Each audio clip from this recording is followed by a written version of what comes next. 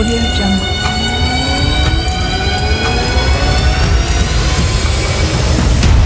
Good morning guys, स्वागत है हमारे और एक नई वीडियो पर।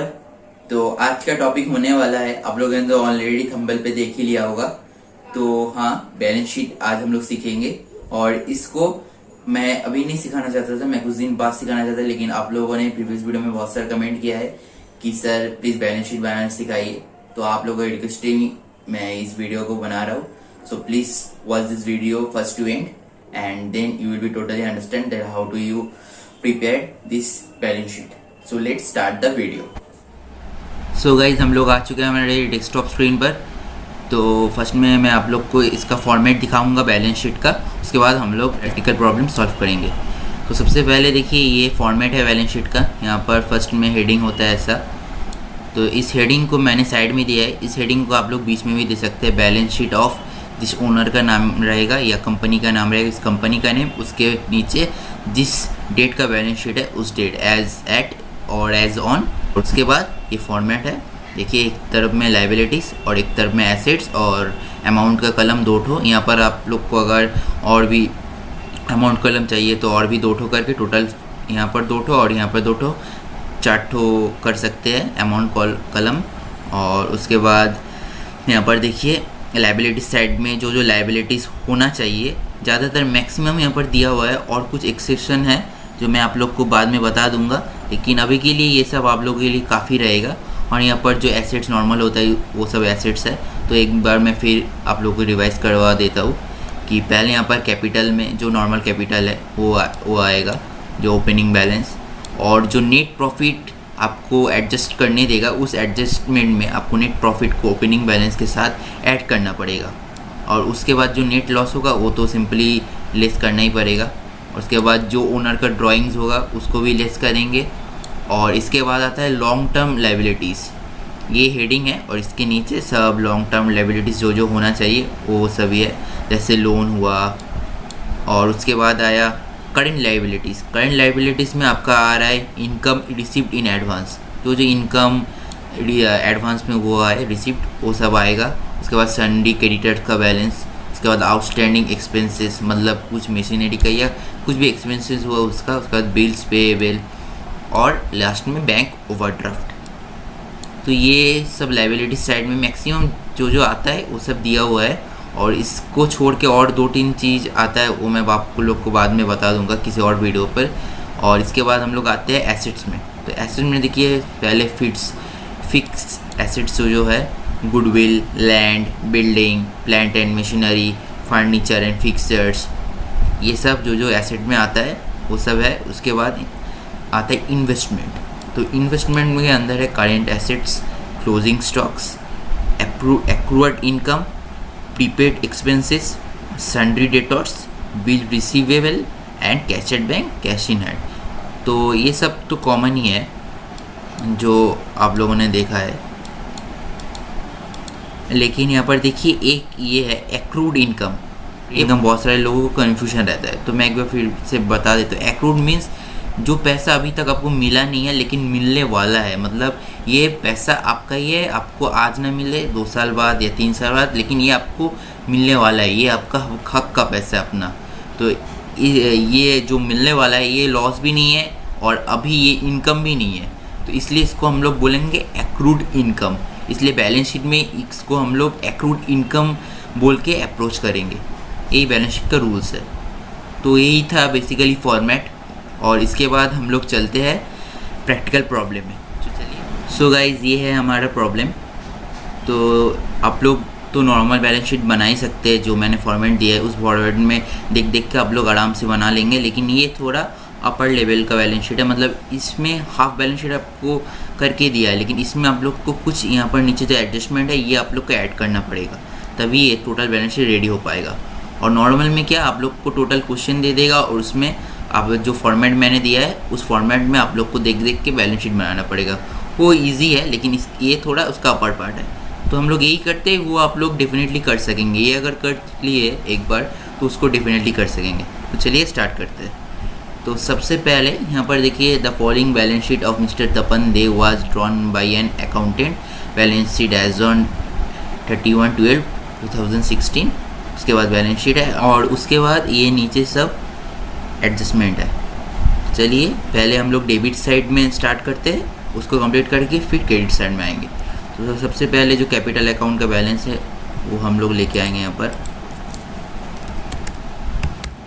Capital account 1 lakh,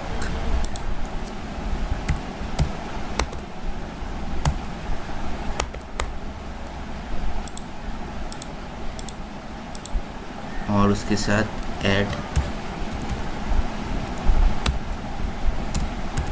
net profit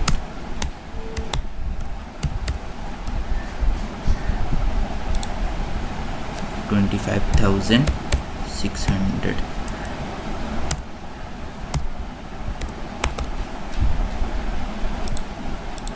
तो इसका टोटल आ रहा है 1,25,600।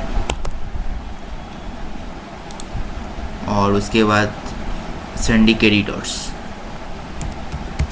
सन्ड्री क्रेडिटर्स इसका है 14,400। यहाँ पर इसका कोई एडजस्टमेंट दिया हुआ है, मिस्टर अनक्लेम प्राइवेट से है and return of decided to unclaim. देखिए यहाँ पर लास्ट में mister D Pal a creditor did not claim any amount from mister Dey for the last 5 years. Mr. They now decided to return off from the books of accounts. His claims were 10,000. तो ये जो unclaim जो creditor का है liability, तो सन्डी creditors से ये 10,000 हम लोग लेस करेंगे क्योंकि ये अनक्लेम है, और इसको टोटली रिटर्न ऑफ करेंगे क्योंकि इसके मतलब इसके क्लेम नहीं हो पाया ये पैसा, तो इसलिए मिस्टर दे ने डिसाइड किया है कि इसको रिटर्न ऑफ कर देंगे बुक्स ऑफ अकाउंट से। तो इसको हम लोग कर देंगे लेस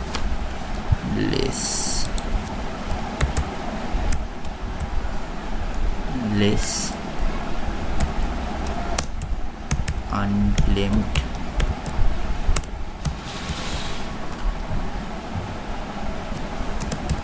creditors। तो इसका है 10,000।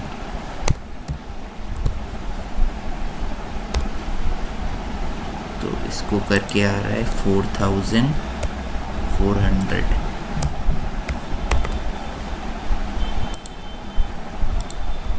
और उसके बाद बिल्स पेएबल बिल्स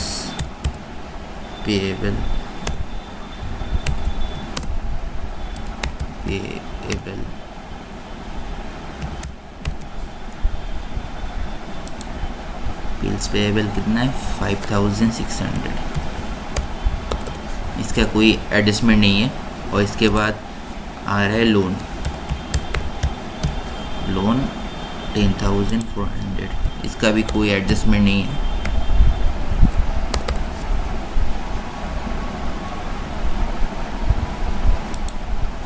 और इसके बाद यहाँ पर जो आउटस्टैंडिंग एक्सपेंसेस है, वेजेस का 800, salary 2,200, rent, rates and taxes 1,000, तो ये सब एक्सपेंसेस है, तो इसलिए ये आ जाएगा डेबिट में, मतलब लायबिलिटी में।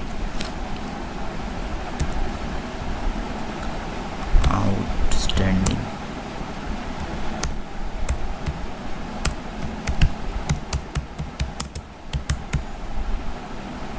लायबिलिटीज, तो इसके अंडर हम लोग लिखेंगे वेजेस,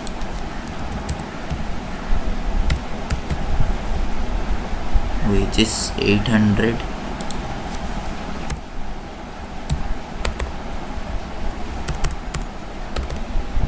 उसके बाद सैलरी, उसके बाद सैलरी का 2,200, उसके बाद rent and taxes, rent, rates and taxes कितना है इसका 1,000 रुपीज़।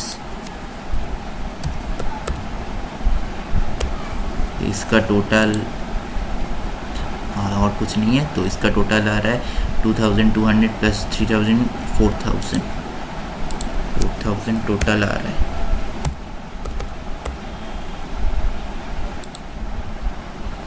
तो डेबिट साइड में सब हो गया, डेबिट साइड में और कुछ नहीं है। तो हम लोग अब आ रहे हैं क्रेडिट साइड में। तो सबसे फर्स्ट है land and building. Land and building कितना है 35,000। इसका डिप्रिसिएशन है @5%। तो पहले 35,000 करेंगे, 35,000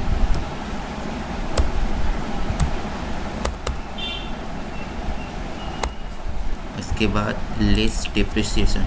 डिप्रिसिएशन मतलब इसका कुछ एक्सपेंसेस हुआ है या कुछ लॉस हुआ है तो इसका डिप्रिशिएट करना पड़ेगा 5%। तो इसको करेंगे less 5%। Less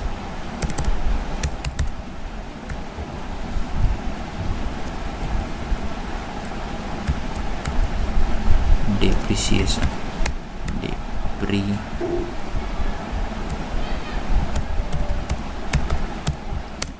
@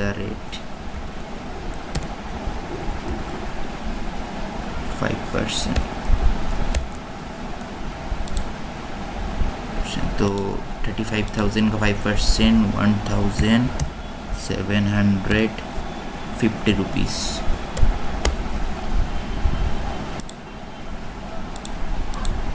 so 35,000 minus 1,750 rupees equals to 33,250 rupees.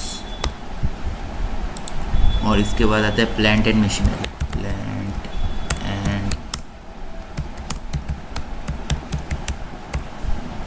And machinery है 55,000 लेस डिप्रिसिएशन 5% है।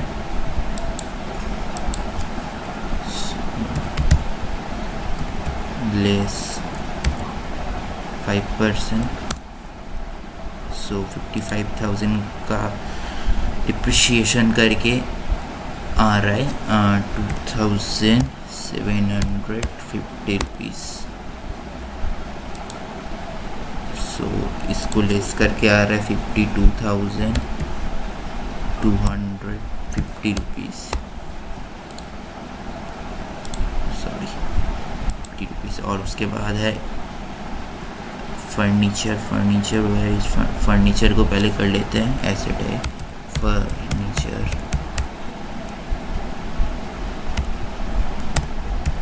फर्नीचर कितना है 12,000। इसका अभी 2.5% करना पड़ेगा। Less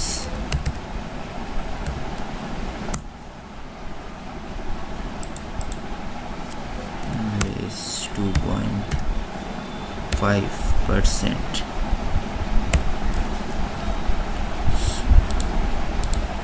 So 12,000 2.5,000 equals to 300। So इसका आ रहा है 11,700। और इसके बाद इन्वेस्टमेंट है। इन्वेस्टमेंट में आते हैं इन्वेस्टमेंट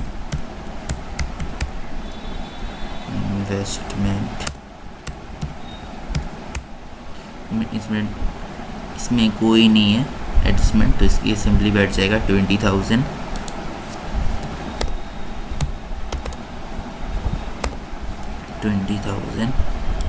और इसके बाद आता है डेटर्स, सन्ड्री डेटर्स।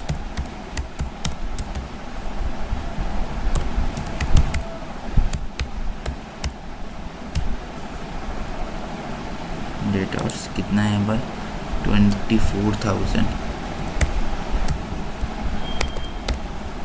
और इसका कोई एडजस्टमेंट है प्रोविजन, हाँ bad debt and doubtful debt है 5%। तो लेस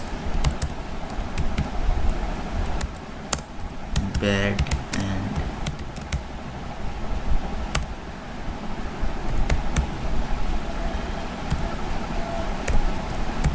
doubtful debts.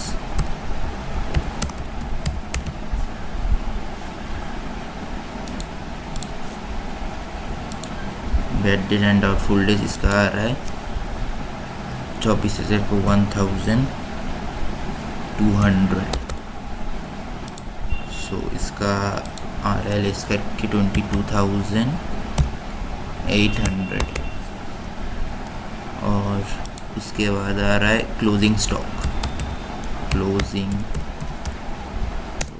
स्टॉक इसमें कुछ एडजस्टमेंट नहीं है, तो ये सिंपली 10,000 बैठ जाएगा. 10,000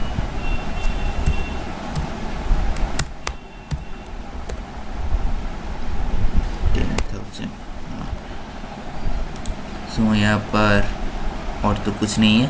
टोटल कंप्लीट है बैलेंस शीट. तो अभी हम लोग को बैलेंसिंग करना पड़ेगा. यहाँ पर 1,25,600 plus 4,400 plus 5,600 plus 10,400 plus 4,000 equals to R 1,50,000. और उसके बाद यहाँ पर 33,250 plus 52,250 plus 11,700 plus 20,000 plus 22,800 plus 10,000 करके आ रहा है 1,50,000.